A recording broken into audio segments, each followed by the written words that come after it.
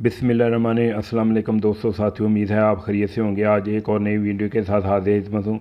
आज CG125 की गरारी जो है मीटर की वो ख़राब हो चुकी है, वो नहीं डालने लगे हैं, जैसा कि आप वीडियो में देख रहे हैं। बाइक मकैनिक के पास लेके गया और मैंने कहा चेक करें ये क्या मसला है, तो उन्होंने कहा इसकी गरारी जो है वो मिस हो चुकी है, उसके जो धंधे हैं वो ख़राब हो चुके हैं, लिहाजा नहीं डलेगी। गरारी मैंने नहीं डलवा ली है, तो मैंने कहा चले इसी पे आप वीडियो बना के आपको भी इन्फॉर्मेशन दे देते हैं कैसे ये गरारी डलती है।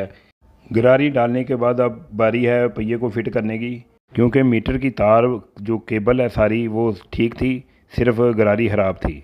अगर वीडियो पसंद आई है तो अगर वीडियो में नए हैं तो इसे लाइक सब्सक्राइब ज़रूर करें और बेल आइकन प्रेस कर दें ताकि आपको हर आने वाली इन्फॉर्मेशन वीडियो मिलती रहे। ये देखें अभी सुई काम कर रही है। ठीक है जी, मिलते हैं जल्द नई वीडियो के साथ। अल्लाह हाफिज़।